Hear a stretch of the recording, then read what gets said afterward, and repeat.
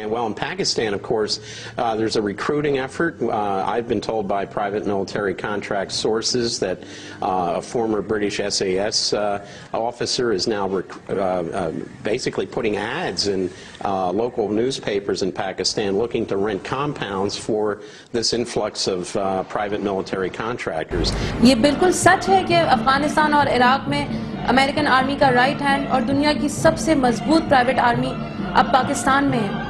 Media چیخ رہا ہے، حکمرانوں اور عوام کو معاملے کی سنگینی کا احساس دلانے کی کوشش کر رہا ہے، لیکن کیا ہم نے بہت دیر نہیں کر دی؟ پاکستان میں بلیک واٹر کی سرگرمیوں کا آغاز تو سالوں پہلے ہو چکا ہے، جس کا ثبوت یہ ہے کہ وزارت داخلہ نے 2007 میں تمام صوبوں کو خبردار کیا تھا کہ ان کی مشکوک سرگرمیوں پر نظر رکھی جائے. لیکن افسوس ہماری سیکیورٹی ایجنسیز نے کوئی ایکشن نہیں لیا. نتیجہ یہ ہوا کہ بلیک واٹر نے پاکستان میں اپنی جڑیں مضبوط کر لی. امریکن ایمبیسی کی مدد سے کراچی، اسلام آباد، کوئٹہ، پشاور میں باقاعدہ اپنے آفیسز قائم کر لیے. اب بھی یہ صورتحال ہے کہ حکمران نہ صرف ان کی مشکوک سرگرمیوں کو نظر انداز کر رہے ہیں، بلکہ حکمرانوں اور عوام کی بڑی تعداد تو یہ جانتی ہی نہیں کہ بلیک واٹر کس بلا کا نام ہے اور اس کی پینیٹریشن کے پاکستان میں کتنے سنگین اور ہولناک نتائج سامنے آ سکتے ہیں. پاکستان کے وزیر اعظم یوسف رضا گیلانی کا اصرار ہے کہ بلیک واٹر پاکستان میں موجود نہیں، لیکن یہ بات کسی سے ڈھکی چھپی نہیں کہ بلیک واٹر کے آفیسز پاکستان کے تمام بڑے شہروں میں موجود ہیں. صرف اسلام آباد اور پشاور میں ہی 700 بلیک واٹر گارڈز موجود ہیں، جن کی رہائش کے لیے 200 سے زیادہ گھر کرائے پر لیے جا چکے ہیں، جس کا اعتراف امریکی سفیر بھی کر چکے ہیں. اس سارے معاملے میں انتہائی خطرناک اور سنگین بات یہ ہے کہ سیکٹر E7 میں ڈاکٹر عبدالقدیر خان کی رہائش کے قریب 2 گھر کرائے پر لیے گئے ہیں. اس کے علاوہ F6 میں 37، G6 میں 40، E7 میں 41 اور دیگر سیکٹروں میں بھی گھر لیے گئے ہیں. بات صرف گھروں تک ہی محدود نہیں، بلکہ بلیک واٹر گارڈ اسلام آباد کی سڑکوں پر دندناتے پھر رہے ہیں، اسلحے کی کھلے عام نمائش کر رہے ہیں، شہریوں کے ساتھ ذلت آمیز رویہ اختیار کیے ہوئے ہیں. 20 ایسے واقعات ہو چکے ہیں جو کسی بھی غیرت مند قوم کے لیے ناقابل قبول ہیں. ان میں سے 2 واقعات میں آپ کو بتاتی چلوں.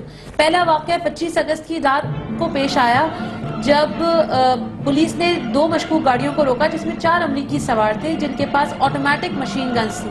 جب ان سے شناختی دستاویزات مانگی گئیں تو انہوں نے اپنا تعارف بلیک واٹر گارڈز کے طور پر کرایا. ان افراد کو گرفتار کر کے مرگلہ پولیس اسٹیشن لے جایا گیا، جہاں پر امریکی سفارت خانے کے سیکیورٹی آفیسر کیپٹن اعجاز فوراً پہنچ گئے اور انہوں نے SHO کو دھمکیاں دیں اور ان افراد کو چھڑا کر لے گئے. یعنی یہ ثابت کر دیا کہ امریکی پاکستانی قانون سے بالاتر ہیں. ہمارے ذرائع کے مطابق یہ 4 افراد اس ڈیتھ اسکواڈ کا حصہ تھے جو ڈاکٹر عبدالقدیر خان کو اساسینیٹ کرنے کا ارادہ رکھتے ہیں. اسلام آباد میں دوسرا واقعہ آپارہ میں پیش آیا جب پاکستانی شہری محسن بخاری کو امریکی بلیک واٹر گارڈز نے صرف اس لیے مارا پیٹا کہ اس نے اپنی گاڑی ان کی گاڑی کے آگے کھڑی کر دی. یہاں میں آپ کو یہ بھی بتاتی چلوں کہ سپر مارکیٹ کے علاقے میں بلیک واٹر گارڈز نے روڈ سیل کر دی ہیں. They see these vehicles now in Islamabad without license plates. They see private military contractors in the area. Same thing in Peshawar in the north. اسلام آباد کے علاوہ کراچی میں بھی بلیک واٹر کی activities بڑھتی جا رہی ہیں. ہمارے ذرائع کے مطابق ڈیفنس کے علاقے خیابان راحت میں بلیک واٹر نے اپنا آفس قائم کر لیا ہے. یہی نہیں بلکہ حکومت میں شامل اہم اتحادی جماعت کے ساتھ ان کی میٹنگز پچھلے 3 مہینوں سے جاری ہیں اور 3-4 گھر کرائے پر لینے کے لیے انہیں بھاری رقوم کی پیشکش کی جا رہی ہے.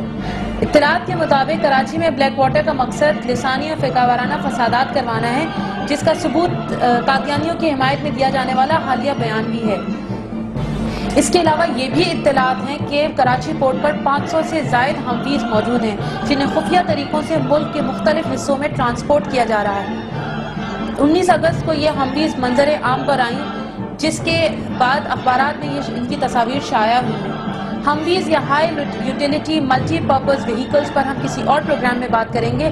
تاہم میں یہ بتاتی چلوں کہ شہری آبادی میں آپریشن کرنے کے لیے یہ ہمویز انتہائی کارآمد ہوتی ہیں. ان پر کوئی گولی، بم یا میزائل اثر انداز نہیں ہوتا ہے اور یہ جدید ترین اسلحے سے لیس ہوتی ہیں.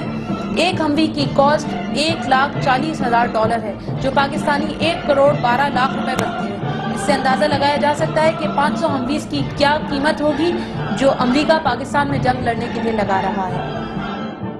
کراچی کے بعد اگر ہم پشاور میں دیکھیں تو وہاں پر بھی بلیک واٹر کی سرگرمیاں کافی عرصے سے جاری ہیں۔ ایک American NGO creative associates international نے یونیورسٹی ٹاؤن کے علاقے میں چنار روڈ پر ایک مکان کرائے پر حاصل کیا۔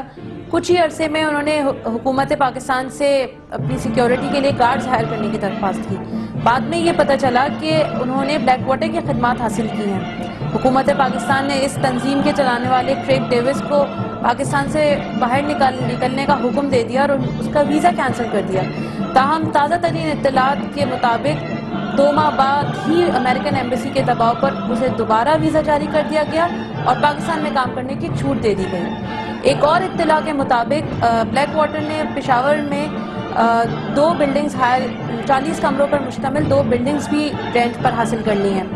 ایک اور پریشانی کی بات یہ ہے کہ امریکہ لاکھوں روپے کے عوض پاکستانیوں کی صلاحیتوں کو اپنے مقاصد کے حصول کے لیے استعمال کر رہا ہے۔ اس کے لیے اس نے مشہور ٹی وی اینکر، صحافیوں، دانشوروں اور انٹرنیٹ بلاگرز کو وار اگینسٹ ٹیرر کے حق میں کیمپین چلانے کے لیے ہائر کر لیا ہے۔